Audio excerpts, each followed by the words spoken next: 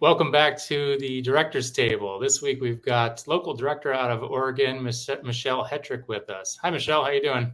Good. How are you? Thanks for inviting me. Yeah, great, thanks. Well, yeah, we had a submission on your behalf, and really interested to hear what you're doing up in Oregon. So I've also got Athena Delgado with us. Everybody knows Athena, national director. So how you doing, Athena? Doing good. Good, good. All right. You want to start us off, Athena? Oh, yeah, definitely. So, Michelle, we've heard lots of awesome things. Tell us a little bit of how you got into cornhole and a little bit about calibration cornhole as well. Okay, so the secret is not so hidden in Oregon, but 5 years ago, we had never played cornhole before. We went to a backyard barbecue, and my brother was brought out a set of boards that he had been gifted by his mother-in-law, and they were terrible. They were quarter-inch plywood and 2x4s, and he's like, I paid $200 for these. They're so great. I'm like, my husband and I are both woodworkers. And so we're like, really, $200 that we could build those. And so we started originally deciding we were going to build boards and make profit on selling them for, a higher quality board for what people were already getting. Knew no one in the cornhole community, mind you. And then also through my brother, he has been connected for over 12 years with a local club that is a music venue. And he's like, hey, now that you're building boards, you should run tournaments. And we talked to the manager 5 years ago and said, hey, can we run cornhole in your bar?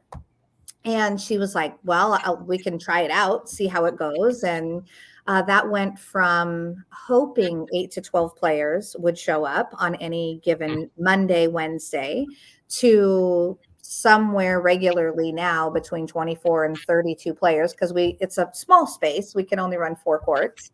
And so calibration was kind of born through happenstance and really just wanting to give back better to the community. Our company motto is community before competition. And so we are just always trying to grow the game and increase playership and do all of those things from a teacher perspective, because that's what I do for a living. And so I don't know how many female-owned cornhole companies are out there, but this is one, and it's amazing. Yeah, that's fantastic. Yeah, and we were talking a little before we started recording, and you had mentioned when you started there weren't a whole lot of groups out there. Since then, obviously around the country, we've seen it explode. What kind of advice would you give a new director coming in who's getting started for the first time? Use your resources. Utilize your resources. Know who your support team is, whether that's players or partners in the game or people who are working with other vendors. For example, we work with folks who are BG ambassadors or Black Sheep Bagger ambassadors, and we allow them to set up at our events so that we can co-collaborate on those things. So definitely know who your people are that you can count on is number one. Number two, make it about the players and not about you, because the only way you grow and the only way that people have fun is through the entertainment value that they provide with each other. Really, the equipment, the tablets, all the things, that's a financial commitment, but everything else is about making sure that you're a good host and that you are introducing people, especially when they're new. So increasing your playership through community and relationships is number two. So know your people and then help them connect. And then really lean on folks for financial support, because we haven't and we don't. But it is a large financial commitment if you don't get some sponsors that talk to your community people and talk about exposure and those things. So really to get just a little bit of a nest egg created before you start to jump off with something, because inevitably tablets break, boards need to be replaced. New players come, they don't have any equipment, they need some bags to throw. You have to have those things in order to provide resources for them to access so that we can grow.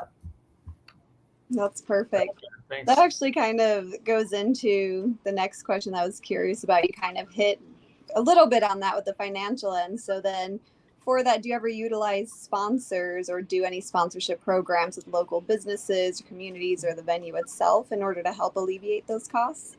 So we're very fortunate that our venue does not charge us to be there. Other groups, they charge, depending on the size of the group, the number of hours, and how much of the location you want. It can be up to $7,500 plus a bar tab to utilize that space. They gift that to us every week. And they also provide my whoever's running the tournament that day, myself or my husband or some of our players sometimes step up, meals. So they get a meal voucher and they feed us for free. That's amazing. And they just provide a consistent location for us to be. Now we do all of the moving of chairs and tables and basically act as employees of the facility. We are responsible for making sure that the floor stays maintained and that there's no damage to the facility, obviously, but we actually play on the dance floor of a music venue. So they do big concerts Friday, Saturday, and then they do line dancing. There's something going on every night of the week, and cornhole is 2 of them. So we must be doing something right in order for that size of a company to want to continue to use us regularly. But then we do lots of other tournaments that are outside of that realm where we do access sponsorships. And in fact, I use my board building side of calibration to help fundraiser networks. For example, I continue to work every year with the Camas Boys and Girls Club. I'm working with a company called Restored and Revived to run a tournament for them that increases financial support for moms who have been incarcerated and being united back with their families. I'm doing the Lincoln County Parks and Rec cornhole fundraiser this year, and I sell them a board for a discounted price, and then they sell it to their sponsors for $1,000, and then they get to keep the rest. So it becomes a financial benefit for them. And so I try to use, again, community before competition. I try to use my business as a stepping point so other groups can make money to support their elements. And I don't always or ever use that to support my own. So. Well, you used the word community a couple times throughout there. That has a nice ring to it, so fits in nicely with where we're going with the ACLs. So that's important. Now you're running a couple events per week. Is there, I should say, a type of format that you find to be really popular with the players? Do you mix it up? Do you kind of, if it's a swap type event, are you randomizing the pairings? How are you doing that? And what are you finding that's most successful? That's a really good question. We have played around with lots of different models. And we have figured out that some can easily be maneuvered to benefit better players versus not. So we have tried. We've played with all of them. The one that I feel is the most successful is the AB blind draw split. And so most of the time we have over 24 players. So I break them into 2 brackets regardless. When we first started, the split was around 5.5-ish. And now as people are getting better at the game and becoming more successful with their throws, we are averaging around 7 points per game for the split. And then, so anyone under 7 would be in the B bracket, and then other people in the A, but then within those brackets, I'm still utilizing an AB split. So that it's completely randomized. The only thing you can control is your PPR for which bracket you're going to end up in, or if you're going to be in the top or the bottom, and then everything else is completely randomized. So that is the most successful, because no one can say, oh, if I throw 3 this next time, it's going to lower my average to whatever, and then I'll be in the bottom. I don't want any of that. This is about having fun and throwing bags to grow a community. It is, yes, there are point chasers. Yes, there are people who want to be the best. And 3 of the top 10 players in Oregon, or excuse me, in Washington, are play in my club, and one of the females who won state last year also plays in my club. So we have very strong baggers in our group, but we also get lots of new players because we're constantly promoting that. So we want it to be an equal opportunity for everyone to have a good time, and not just the players that are familiar with the game. That's fantastic. That's so good. I love that so much. So then kind of with the new players, then what do you do, or I guess how do you make new players feel? Like, how is your general cornhole crowd with that new group, and how do you all bring them in and kind of keep them coming? Yeah, I think this would be a better question for my players rather than for me, but I will tell you, we give them stickers from our company. We offer them all of the things, the bags, the boards, show them all of the things, get them their ACL accounts set up. I have a sheet that I created for Michael and I beginning of last year for the registration process, because everyone comes into the experience at different levels of tech, different levels of throwing, different levels of understanding apps. So for those that are low tech or no tech, I give them a sheet, go fill this out and I'll put it all in for you. Or if they're a mid-tech person, I'll just bring them up into the station with me and help them create their profile online, and then I help them add it to their phone, and then I show them how to do the notifications, and then I show them on my phone how the notifications look when they come through, so they're not deleting it or saying they want to ignore certain applicants of the application. Geolocation. Exactly. The geolocation is my nemesis, but I have it screenshotted now. So I'm like, okay, here you go. This is how you fix it. I was joking about that. I went to an event in Quebec area, and a large number of the players are French speaking. So I am very good at fixing the geolocation in French. So. Oh, excellent. We'll know where to call if we need some support. My family actually founded Quebec, which is pretty fun. Way back. So that's where my lineage comes through. Is cool. Quebec. So that's awesome. But anyway, so the sheets have been really helpful for those folks that are really new, or the ones that don't really want to deal with it. The only one that is really tricky are the folks that are like, I'm not putting my information in any kind of system or whatever. And then we have a little ghost player that we will add because they want to play, but they don't want to be recognized on any kind of app. So we have a little ghost player that we'll add for them to play that day. But I only allow that to happen if we're over the 12-point mark, so everyone can still get their points. Because obviously you're balancing multiple personalities and multiple needs of what that event provides during every single event. And then takeaways, again, I just give them a little sticker from my company. They get to choose between 3 sizes, a little tiny one for their water bottle, or a little 4-inch one if they want something bigger for their window, or have an 8-inch sticker that they can take with them and put them in their garage or whatever they want to do. So I let them choose that. And then really it's just about checking in with them. And I have a microphone system, PA system that I have access to. So I announce every court. I make sure that everybody knows who's on what court when. I don't allow any downtime. Like, I'm literally running the event the entire time.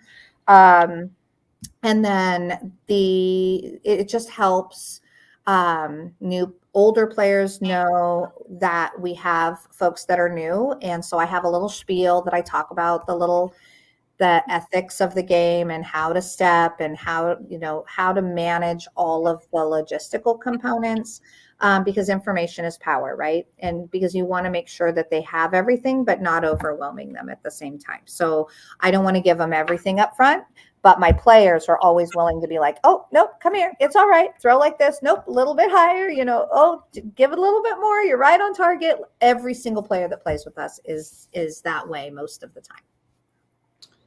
Oh, that's great. Yeah. And will certainly help build up your area too, if you've got supportive players who are willing to help. And I think in large part, the cornhole community is great about that, about helping new players to, whether it's understand the app, learn how to throw, some of the nuanced rules and whatnot that you may not follow in the backyard, being able to help with that, which is great. My favorite are the best rules. They're like, oh, what? Wait, you don't go back to 0 or to 11 if you go over. And like, no, that's not a thing here.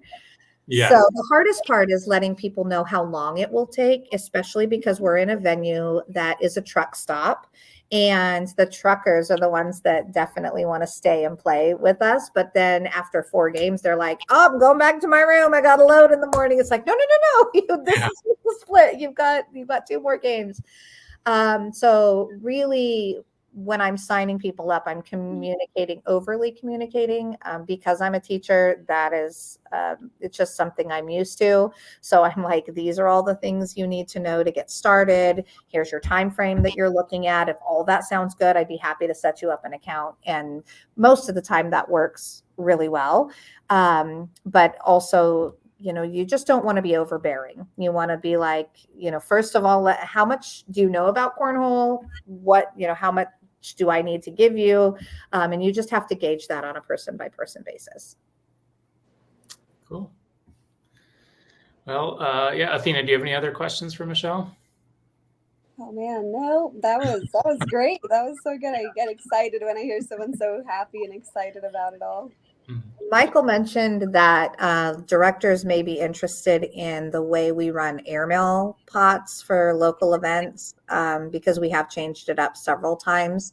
But what we're doing now seems to work really well. And we rarely have less than $350 to $450 in our airmail pot at any one time per bag. So it's, if you want me to talk about that a little bit, I can. Yeah. So we have a player who is a metal worker. And so he made us a stainless steel tube that is very heavy. I swear it's 80 pounds. And it's black and about 12 inches tall. And it's a little challenging to hit because it's just harder than the wood boxes or the wooden pipes or plastic pipes. It's much more difficult.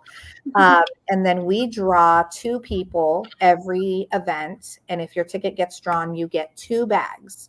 And the other person who's drawn can choose to shoot consecutively, meaning you throw 2 and they throw 2, or you can alternate. You can spin for sides, but we make them spin for sides on which, if they're going to throw inside or outside for their airmail. And then we record it and make a big deal of it. Obviously, put it on. I always share it out to Addicted to Cornhole, especially one night that 2 guys hit over $900 a bag. Wow. So it grows really quickly. But my advice on anything that you do, whether it's the how you're going to split the bracket, you're going to run airmail, over communicate. Make sure people know what the criteria is, that they know what they're shooting for or how much time they have to do so. Because inevitably you'll get somebody that says, now, wait a minute, you did this then and you did this now. So what's happening? So make sure before events happen that people know what your protocol is going to be, because consistency is the key for directors. If you're, in my opinion, if you're a local director and you are a person who's like, I'm going to do it today, but next Monday is canceled, and this, I plan on doing it the following Monday, but the next Monday, oh, I wasn't feeling well today, so I'm going to go ahead and not run it.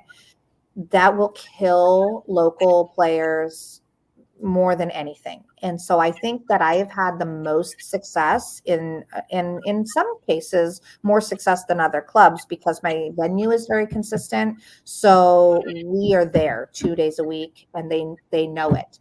Mm-hmm. But on the flip side, it also sometimes gets those low days, like only 14 people show up, because they also know you're going to be there on the Monday also. So it can be a double-edged sword. But like with airmail or with running the event or doing the split, however you're going to do it, over communicate, make sure the criteria is known by everyone, and be consistent. Those are the things that have been most successful for us. Yeah, and I'm glad you said that. Whether you call it over communicating or transparency, whatever you want to call it, yeah, you can never provide enough details. I guess is the simplest way of saying that, is just then players know, and if they don't know, then perhaps they didn't read it, or that you have a hole to fill if they come to you and say that something wasn't communicated, then that you've got something to improve upon yourself. So absolutely, because it's on you as the local director to make sure your players know. And for example, when ACL puts out new communications, we bring everybody together at the event that night and for the next 2 weeks, of players who have not been there, and said, okay, here's the new protocol, here's the new rules, this is how this is going to be playing out. And because I do that, people are not as frustrated when the Wi-Fi goes down, or there's things that we have to deal with, because there's all those little nuances, right? Like, for example, this week there were 2 little app glitches that have never happened to me before. And I was able, because I'm tech savvy, to do some little workarounds to make it happen. But then I report that to Michael and go, hey, can we look at this? Because the players don't need to know that there's an issue that I can't solve. That's the big thing, is I don't like to be the person that doesn't know. So, but I'm happy to help support to anybody that would need to connect with me. We're on Facebook, Calibration Cornhole LLC, and if I answer my messages pretty quickly. Even your message, I think, was within minutes of you sending it to me. So if anybody needs support or questions or wants to know how we do local fundraising, I'm happy to help with that as well. Perfect. Oh, great. Thank you, Michelle. That was great. Can't wait to share this with the rest of the group. Anything else you want to share before we wrap up here? No, I think that's it. All right. Well, again, Michele Hetrick from Oregon, Calibration Cornhole, with us today. So thanks, Michelle. We'll talk to you soon. Thanks, Todd. Thank you.